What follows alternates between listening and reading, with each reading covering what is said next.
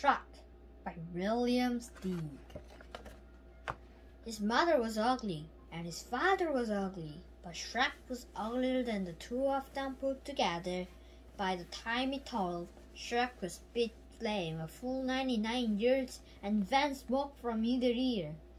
With just a look, he caught a leopard in the swamp, and he snaked dumb enough to bite him, instantly cut convulsions and died. One day, Shrek's parents hissed things over and decided it was about time their little darling was out in the world doing his share of damage. So they kicked him goodbye, and Shrek left the black hole in which she'd been hatched. Shrek went slogging along the road, giving off his awful fumes. It delighted him to see the flowers bend aside and the trees lean away to let him go by. In a shady copse, he came across a witch. She was busy boiling bats in turpentine and turtle juice, and as she stirred, she crooned, "This is the way I cook my bats, stir my bats, taste my bats, season my bats in the morning, stew and brew and chew my bats, diddle and fiddle my bats, early in the morning." What a lovely stench, Shrek cackled. The witch specialized in horrors, but one single look at Shrek made her oozy. When she recovered her senses, Shrek said, "Tell me my fortune, madam, and I'll let you have a few of my little lice." "Splendid!" crowed the witch. "Here's your fortune. Ochki pochki, itchki pitch. Pay attention to this witch. A donkey takes you to a knight. Him you conquer in a fight. Then you wed a princess who is even uglier than you." Ha ha ha and cock-a-doodle. The magic words are apple strudel. "A princess," Shrek cried. "I'm on my way." Soon he came upon a peasant singing and sighing. "You there, Violet," said Shrek. "Why so blithe?" The fat peasant mumbled this reply. "I'm happy siding in the rye. I never stop to wonder why. I hold inside until I die. But now I'm busy, so goodbye." "Yuckle," Shrek snapped. "What have you in that pouch of yours?" "Just some cold pheasant." Pheasant, what a pleasant present." The last thing the peasant saw before he fainted was Shrek's lair warming up his dinner. Shrek ate and moved on. Wherever Shrek went, every living creature fled. How it tickled him to be so repulsive. Fat raindrops began sizzling on Shrek's hand knob. "Did you ever see somebody so disgusting?" said Lightning to Thunder. "Never," Thunder growled. "Let's give him the works." Lightning fired his fiercest bolts straight at Shrek's head. Shrek just gobbled it, belched some smoke and grinned. Lightning, thunder, and rain departed. In high spirits, Shrek stalked on. At the edge of the woods, he found this warning nailed to a tree. "Hearken, stranger, shun the danger. If you plan to stay the same, you'd best go back from whence you came." Shrek, of course, swaggled light past. And sure enough, a little way into the woods, a whopper of a dragon pulled his path. Shrek smiled and bowed. The dragon slammed him to the ground. But Shrek just lay there. He was amused. The irascible dragon was preparing to separate Shrek from his noggin. But Shrek got him between the eyes with a putrid blue flame. The poor dragon started over, unconscious for the day. An hour later, Shrek himself was unconscious. He had fallen asleep along the way. He dreamed he was in a field of flowers where children frolicked and birds warbled. Some of the children kept hugging and kissing him, and there was nothing he could do to make them stop. He woke up in a daze, babbling like a baby.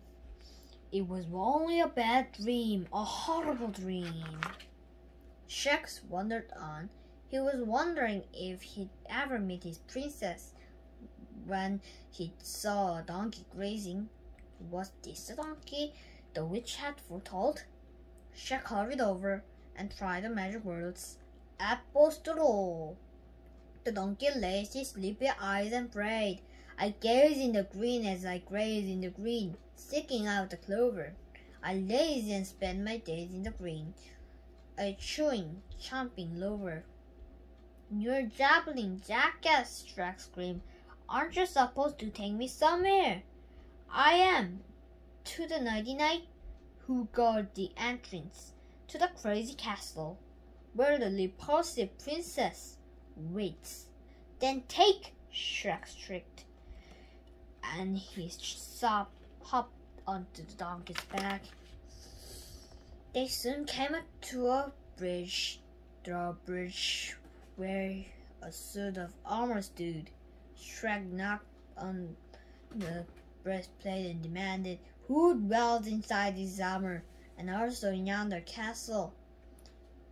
In here a fearless knight, in their well-born flight, was the answer.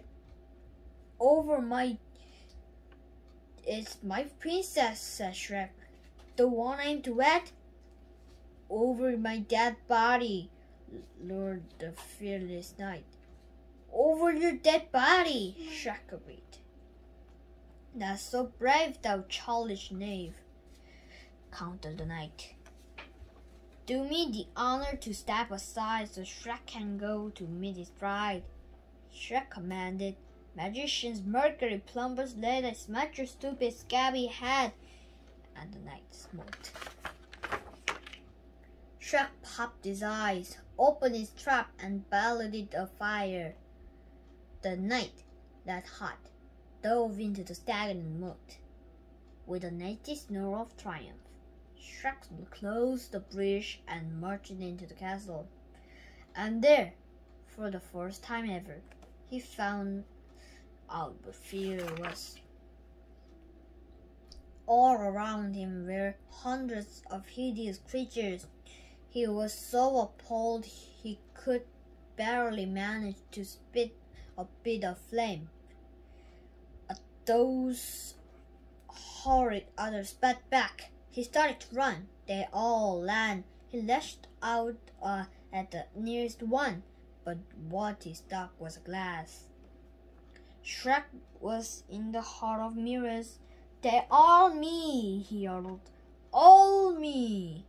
He faced himself, full of lavish self-esteem, happier than ever to be exactly what he was. He strode on in, and his fat lips fell open. There before him was the most sternly ugly princess on the surface of the planet. Apples doodle, Shrek sighed. Cock-a-doodle, quoth the princess. Said Shrek, your honey words, your rosy vans like slimy bugs and fuzzy fans derail me, said the princess. Your lumpy nose, your pointy head, your wicked eyes, so living lad, just kill me, said Shrek. Oh, ghastly you with lips so blue, your lordy eyes with carmine steins enchant me. I could go on, I know you know the reason why I love you so. You're ugly, said the princess.